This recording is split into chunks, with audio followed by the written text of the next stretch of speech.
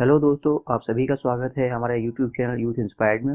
आज के weekly current affairs में जानेंगे पिछले एक हफ्ते में देश दुनिया में कौन कौन सी घटनाएं घटी और उनसे संबंधित प्रश्नों के बारे में। पिछली वीडियो में आप सभी ने अच्छे रिव्यू और कमेंट दिए।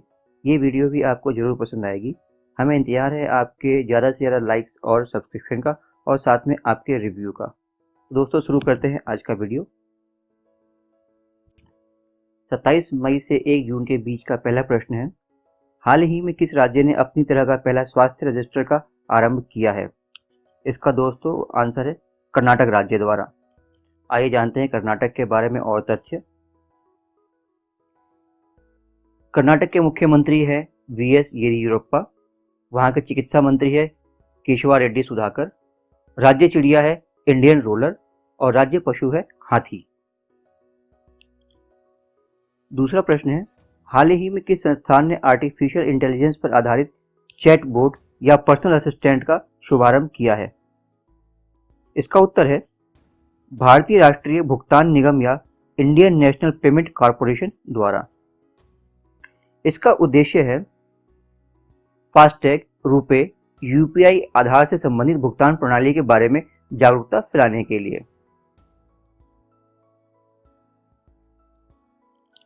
देखते हैं अगला प्रश्न। मीठे पानी की छोटी मछली पुटियन सैंक्टस की नई प्रजाति को किस राज्य में खोजा गया है? इसका उत्तर है तमिलनाडु के वेलकन्नी में। जानते हैं इस मछली के बारे में अन्य तथ्य। पुटियन मछली सैप्रिनिड परिवार की सदस्य है। इसकी लंबाई 7 सेंटीमीटर होती है। 7 सेंटीमीटर।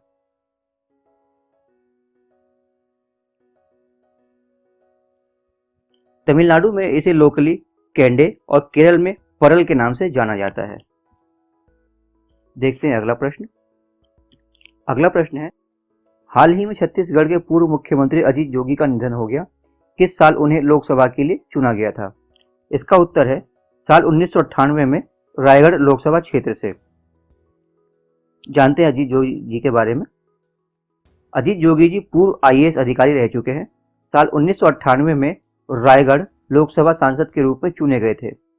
छत्तीसगढ़ की राजधानी है रायपुर और वहां के मुख्यमंत्री हैं भूपेश बघेल।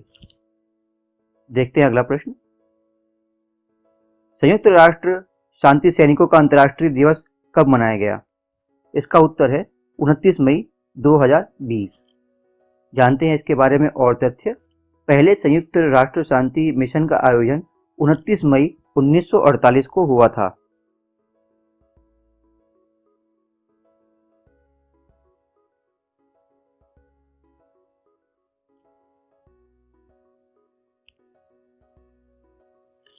देखते हैं अगला प्रश्न।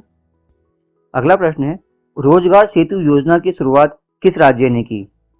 इसका उत्तर है मध्य प्रदेश के मुख्यमंत्री शिवराज सिंह द्वारा। कोविड-19 की वजह से बेरोजगार हुए लोगों के लिए रोजगार के अवसर ढूंढने में यह सहायता करेगा। अगला प्रश्न है, विश्व मासिक धर्म स्वच्छता दिवस कब मनाया जाता है? इसका उत्तर है 29 मई। इस बार स्वच्छता दिवस का थीम था शांति में महिला, शांति में कुंजी। चलते हैं अगले प्रश्न की ओर। अगला प्रश्न है, हाल ही में किस राज्य ने सड़कों को हर्बल सड़क के रूप में विकसित करने का निर्णय लिया? इसका उत्तर है उत्तर प्रदेश की सरकार ने, जिसमें 800 किलोमीटर सड़कों के लिए अपनी मंजूरी दी है। इस परियोजना के अनुसार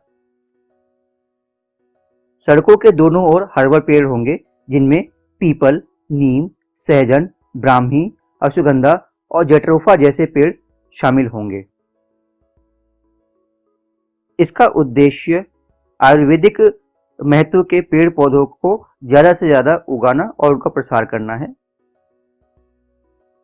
अगला प्रश्न है, मेरा जीवन मेरा योग नामक ब्लॉगिंग प्रतियोगिता के आरंभ की घोषणा किसके द्वारा की गई?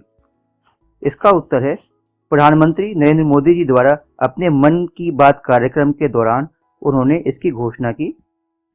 इसके अनुसार यह प्रतियोगिता आयुष मंत्रालय एवं भारतीय सांस्कृतिक संबंध परिषद द्वारा आयोजित की जाएगी। आप सभी को मालूम है विश्व योग दिवस 21 जून को पड़ता है। आयुष मंत्रालय की स्थापना 2014 में की गई थी।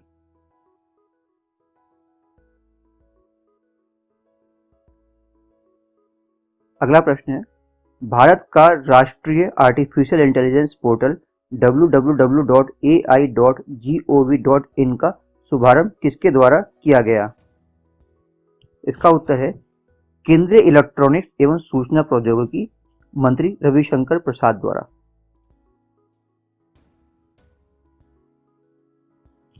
इसका मकसद युवाओं के लिए आर्टिफिशियल इंटेलिजेंस के विकास के लिए डिजिटल मंच तैयार करना है। अगला प्रश्न है, विश्व दुग्ध दिवस कब मनाया जाता है? इसका उत्तर है 1 जून को, यानी कि 1 जून को विश्व दुग्ध दिवस मनाया जाता है। पहली बार विश्व दुग्ध दिवस 2001 में मनाया गया था। अगर हम भारत की बात करें, भारत में श्वेत क्रांति या ऑपरेशन फ्लड के जनक डॉक्टर वर्गीस कुरियन थे और ऑपरेशन फ्लड की शुरुआत 1970 में वर्गीस कुरियन द्वारा की गई थी।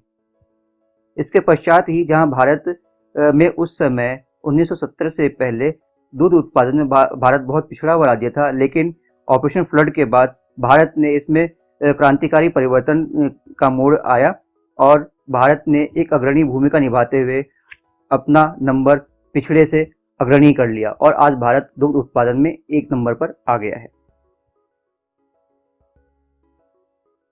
अगला प्रश्न है, विश्व तंबाकू दिवस कब मनाया जाता है? इसका उत्तर है 31 मई को। बहुत महत्वपूर्ण प्रश्न है, कई परीक्षाओं में पूछा जा चुका है, इसलिए इसे जरूर याद रखें या नोट कर लें। मैं एक बार फिर आपको बताना चाहूँगा कि आप जब भी बैठे एक पेन और कॉपी जरूर लेके बैठे, क्योंकि मेरी वीडियोस में सिर्फ एक प्रश्न नहीं होता, एक प्रश्न के साथ साथ जुड़े हुए कई प्रश्न होते हैं और उनके उत्तर मैं आपको देता हूँ। इसलिए मेरे एक प्रश्न को आप 4 प्रश्न के उत्तर मानिए और उन्हें हमेशा नोट करके अपनी डायरी में या नोटबुक में जरूर रखिए, ताकि एग्जाम्स के टाइम पे आपको अलग अलग ना घूमना पड़े, इधर उधर ना जाना पड़े, आपको एक ही बार में सब चीजें मिल जाए। अगला प्रश्न है, अंतर्राष्ट्रीय एवरेस्ट दिवस कब मनाया जाता है? इसका उत्तर है 29 मई को। जानते हैं इसके बारे में अन्य तथ्य। सर्वप्रथम एडमंड हिलेरी और शेरपा तेंजिंग नोर्गे ने 1953 में एवरेस्ट फतेह किया था। एडमंड हिलेरी न्यूजीलैंड के वासी थे और शेरपा तेंजिंग नेपाल के। सन 2008 में जब एडमंड हिलेरी की मृत्यु हो गई, उसके पश्चात नेपाल सरकार ने अंतर्राष्ट्रीय एवरेस्ट दिवस को मनाने के लिए चिन्हित किया था। वर्तमान में एवरेस्ट की स्वीकृत ऊंचाई 8,848 मीटर है। अगला प्रश्न, किस देश को भारत सरकार ने टिड्डियों के प्रकोप से बचने के लिए 25 टन कीटनाशक दवाइयों की आपूर्ति का निर्णय लिया है? इसका उत्तर है ईरान। अभी हाल ही में टिड्डियों ने ईरान, पाकिस्तान से होते हुए भारत पर भी हमला किया है। वैज्ञानिकों द्वारा ऐसा अनुमान लगाया जा रहा है कि भारत और पाकिस्तान के बॉर्डर पर लगभग 8 लाख करोड़ टिड्डियों की ब्रीडिंग होने वाली है और यदि ऐसा होता है तो यह भारत में कृषकों के लिए एक बहुत बड़ा खतरा होगा। अगला प्रश्न है, ब्रिक्स देशों के न्यू डेवलपमेंट बैंक में नए अध्यक्ष के रूप में किसे नामित किया गया है? इसका उत्तर है ब्राजील के मार्कोस प्रैडो को। वो पूर्व चेयरमैन केवी कामत की जगह लेंगे। केवी कामत भारत में आईसीआईसीआई बैंक के भी पूर्व सीईओ और चेयरमैन रह चुके हैं। ब्रिक्स के बारे में जानते हैं और बातें। ब्रिक्स के कुल देश है 5, जिसमें ब्राजील, रशिया, इंडिया, चाइना और साउथ अफ्रीका शामिल है। ब्रिक्स की स्थापना 2006 में की गई थी और एनडीबी यानी कि न्यू डेवलपमेंट बैंक की स्थापना जुलाई 2015 में की गई थी।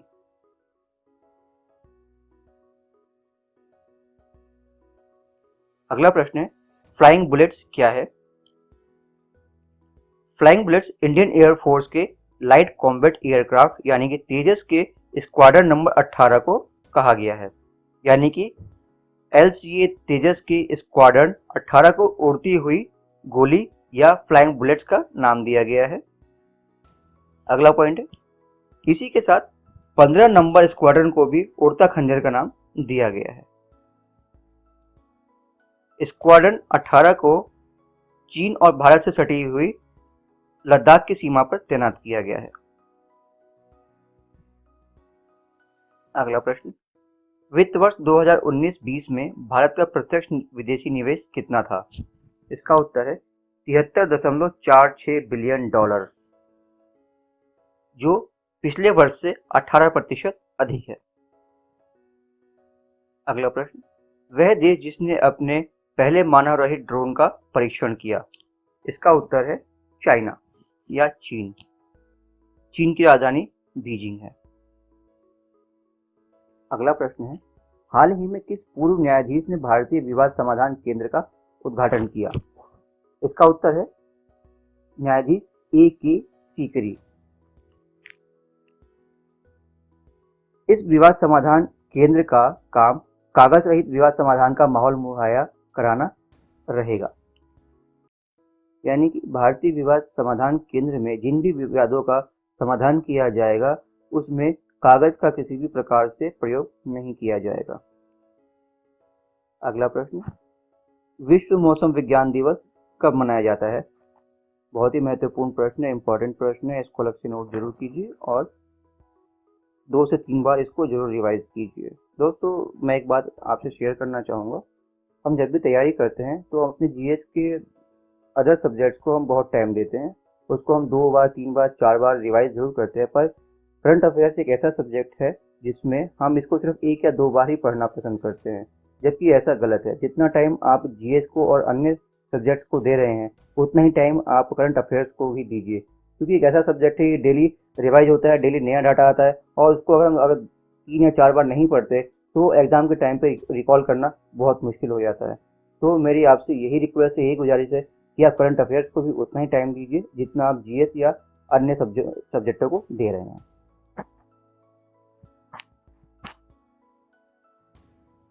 अगला प्रश्न है, हाल ही में किस देश के प्रधानमंत्री ने कोरोना वायरस के दौरान लगे आपातकाल को हटाने का निर्देश दिया है? इसका उत्तर है जापान। जापान की राजधानी है टोक्यो। इसी साल 2020 में ओलंपिक गेम्स को टोक्यो में होना था, लेकिन कोरोना पैंडेमिक महामारी के चलते अब इसे पोस्टपोन करके 23 जुलाई 2021 तक कर दिया गया है। अब ये खेल अगले साल यानी कि 2021 में 23 जुलाई से शुरू होंगे।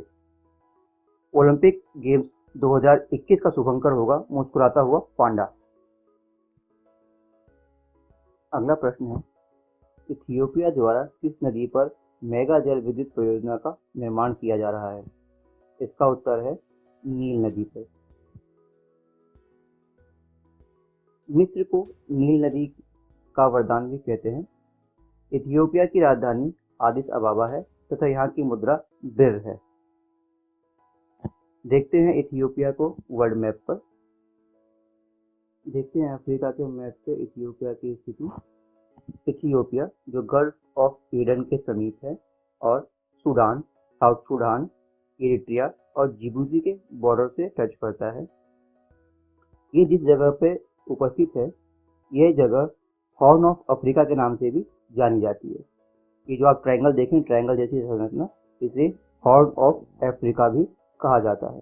अगर हम इसको ऐसे मिलाएं तो ये एक हॉर्न की तरह होगा या गेंडे के सींग की तरह बनेगा। इसी को हॉर्न ऑफ अफ्रीका भी कहते हैं।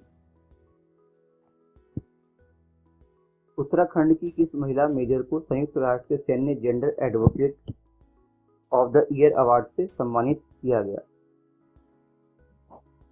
इसका उत्तर है सुमन गवनी।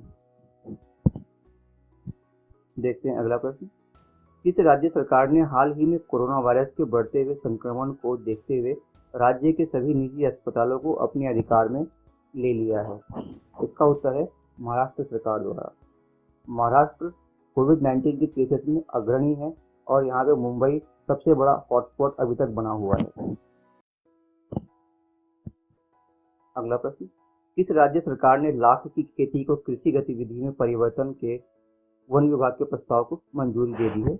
इसका उत्तर है छत्तीसगढ़। जानते हैं लाख के बारे में अन्य तथ्य। लाख जो कि किलो से उत्पन्न होता है, इसका वैज्ञानिक नाम लेसिफर लाखा है। यानी कि लाख जिन किलो से उत्पन्न होता है उसका वैज्ञानिक नाम है लेसिफर लाखा।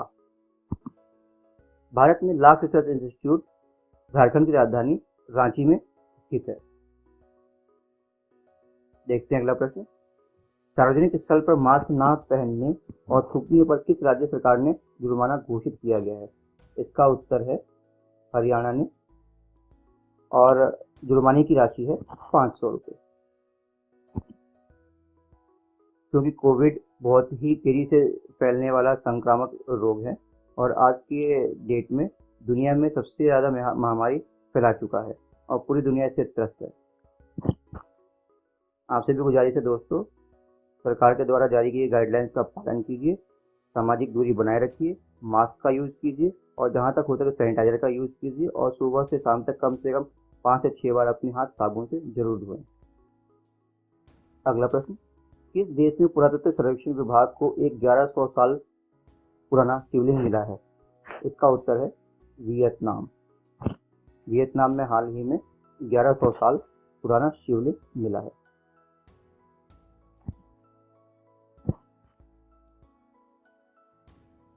अगला प्रश्न है, केंद्रीय परिवहन एवं राज्य मार्ग मंत्री श्री नितिन गडकरी ने वीडियो कॉन्फ्रेंसिंग के जरिए चंबा सुरंग का उद्घाटन किया। यह किस राज्य में है? इसका उत्तर है उत्तराखंड। यह सुरंग चारधाम यात्रा परियोजना के अंतर्गत बनाई गई है। इसका निर्माण BRO ने किया है। BRO का पुराना नाम है बॉर्डर रोड ऑर्गेनाइजेशन। देखते हैं अगला प्रश्न। यह प्रश्न बहुत ही महत्वपूर्ण है। विश्व इस्पात संगठन द्वारा जारी की गई वर्ल्ड स्टील रिपोर्ट के अनुसार भारत में क्रूड स्टील में कितने प्रतिशत के उत्पादन में गिरावट दर्ज की गई है? इसका उत्तर है 65% की गिरावट दर्ज की गई है। कोविड महामारी की वजह से दुनिया के सभी देशों के आयात, निर्यात, उत्पादन सभी पर बहुत बड़ा असर पड़ा है और सभी देशों के आयात, निर्यात और उत्पादन में कमी आई है। देखते हैं अगला प्रश्न। वह कौन सा यूरोपीय देश है जिसने अपने देश में पहला कोरोना वायरस संक्रमण मिलने के 2 महीने के भीतर ही अपने को कोरोना वायरस मुक्त देश घोषित कर दिया? इसका उत्तर है मोंटेनेग्रो। मोंटेनेग्रो एक यूरोपियन देश है। यहाँ की मुद्रा यूरो है। यूरो, अधिकतर यूरोपीय कंट्री यूरो का उपयोग करती है आदान प्रदान के लिए। यहाँ की राजधानी है पोडगोरिका। देखते हैं मैप में इसकी स्थिति कहाँ पर है। मैप में हम देख सकते हैं मोंटेनेग्रो के तट एड्रियाटिक सागर से मिलते हैं और इसके चारों तरफ जो कंट्रीज है उसमें Serbia, Albania, Bosnia and Herzegovina है। तो दोस्तों ये थी आज की वीडियो। अगले वीडियोज में हम आपसे फिर मुलाकात करेंगे। मुझे उम्मीद है कि आपको हमारी वीडियो पसंद आई होगी। यदि आपने हमारी वीडियो को पसंद की है तो इसको लाइक कीजिए, शेयर कीजिए और उन लोगों से ज़रूर शेयर कीजिए जो कंपटीशन की तैयारी कर रहे हैं और किसी कोचिंग सेंटर से नहीं जोड़ सकते। साथ ही आपसे ये भी कहना चाहूँगा कि आप लोगों की जो भी क्वेरीज है प्लीज़ आप लोग कमेंट बॉक्स में ज़रूर लिखिए। हम कोशिश करेंगे कि आपकी सभी क्वेरीज हैं उनका हम आपको रिप्लाई करें और आपकी सारी प्रॉब्लम को सॉल्व करें। इसी के साथ मैं आज की वीडियो से आपसे विदा लेता हूँ। धन्यवाद, नमस्कार।